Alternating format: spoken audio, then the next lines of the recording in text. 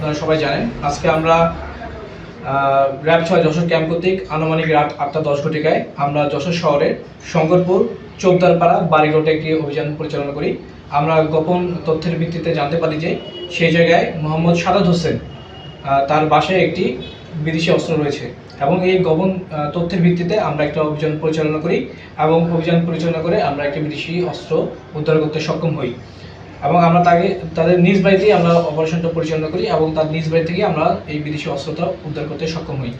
ইনশাআল্লাহ আমরা আসামির সাথে জিজ্ঞাসাবাদ করা হচ্ছে সেই অস্ত্রগুলো কোথা থেকে এনেছে এবং সেইগুলো কি উপায়ে আনে আমি জিজ্ঞাসাবাদ করব এবং কীভাবে সেই অস্ত্রগুলো আমাদের শহরে আনতেছে তার যে টোটাল মেকানিজম সেই মেকানিজমটা ইনশাআল্লাহ আমরা তার থেকে আরও তথ্য পাবো এবং এই তথ্যের ভিত্তিতে আমাদের আরও অভিযানের ধারা অব্যাহত থাকবে। ধন্যবাদ।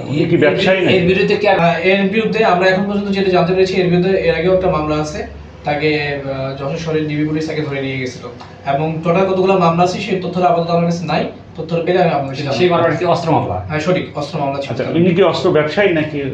আমাদের তথ্যর ভিত্তিতে সে তার একটা লেদ কারখানা আছে, সেই লেদ কারখানায় সে দেশীয় অস্ত্র প্রোডাকশন করে।